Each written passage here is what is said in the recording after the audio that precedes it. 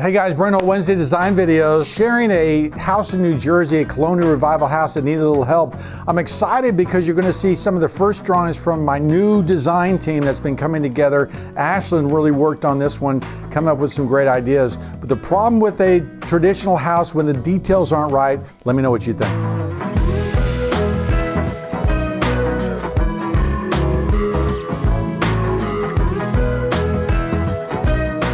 Okay guys, working on a house in New Jersey that my team has kind of come up with. Our architecture team has grown quite a bit over the last number of months, and I've got some really talented people. One is Ashlyn. She went to Notre Dame. She's got a great hand and a great eye.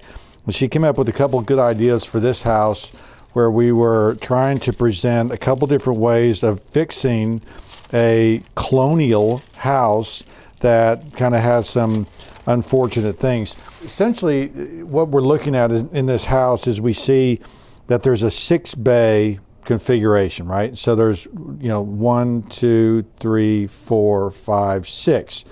Now, traditionally and historically, you would have 5 bays, okay? You'd have, this 5 orientation. Remember, and even in this one where we're showing kind of a double height portico over top of it. So historically, they were 5 or 7 bay, they were odd number. And I've gone over this odd number thing before, but basically when there's an even number, the center is right here, okay? And your eye is drawn to basically a, siding. And I understand that it's also drawing your eye to that, but it's just off-putting. It's kind of weird. The other thing you'll notice we do is that it would be better if these were divided lights, and so it breaks up these windows. And just look at the difference of that versus this, and you begin to see how breaking those into smaller pieces, okay, helps your eye read it better and provides a sense of scale, in that it's easier to read, okay, or relate to that opening in those spaces as opposed to kind of these big blank spaces. Notice too that the rectangle lays horizontally here as opposed to these pieces that are oriented vertically. So it makes this whole arrangement read as a much taller piece. And you'll see as we go back to Ashlyn's drawings that we've got, when you go back to kind of a 6 bay, that we are making the bottom windows demonstrably larger than the upper windows. You have the options of shutters as well. So, there's some things that are a part of this tradition that just look better, and bigger window trim around the outside, smaller windows, just changing these two windows here into this oval really helps see this and understand this better. So this house is like really close to being good, is really close to being, having some great details, but even if they're trying to manage dollars, just changing the windows on this facade, I think would make a huge difference. It would also help if this entry wasn't sunk in, okay? There's not really a tradition that I can think of a colonial house with a sunken entry. Typically they sit on the face of the building and then your pediment comes up. And so Ashlyn had tried to draw on that you'd had a pediment in here that would have worked right, and then that oval window looks real good there, which is what she was showing in this one. This pulled out would, I think, help this house and kind of help organize it and figure it out. So, you've got a couple different options here as we look at these design ideas. Just one, you've got kind of this single story, probably be the least expensive because you're really just closing up a couple windows and adding an oval window and then doing a better pediment over that front door. The more elaborate one is to actually, kind of build up this 2-story portico. And if you look at her side view, which is a really pretty picture from the side looking at this house, that you come onto this portico, which is really inviting. One of the things you'll notice about this house, and I've talked about it a lot, is there is no front walk here, okay?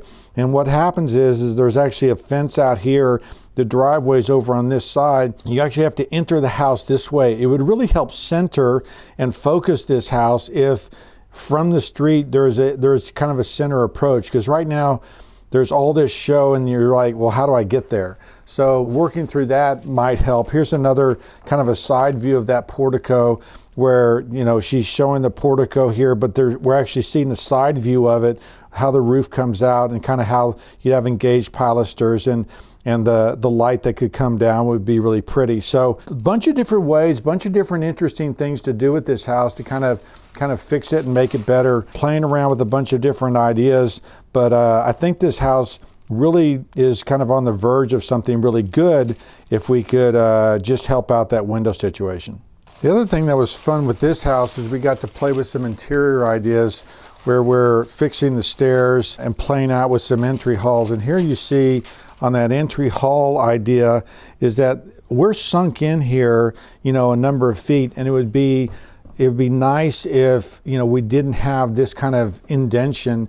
I understand that you've got the closets on either side, but gosh, I'd really probably rather have the door pulled back here, right? And then panel this entry, maybe even have a vestibule here that you come into, so that this door, when it opens with side lights or whatever else, you're now in a vestibule, and then you step into the stair hall. So that would really help, I think, the feel of that. We've got this stair, and the current stair design basically has, you know, very modern stair. And so what we're trying to do is introduce a little more Georgian feel, a little more Georgian staircase and design element. We also have the opportunity maybe to do some paneled walls. So depending on how they want to take this house, you know, elevating the fireplace, elevating some paneled walls in here, you know, this little entry could be quite nice. And you can see how if we've carried these onto the inside, we're playing up that Colonial Revival feel. Because what you don't want is you don't want to walk into this house and then kind of be in just, you know, new house America.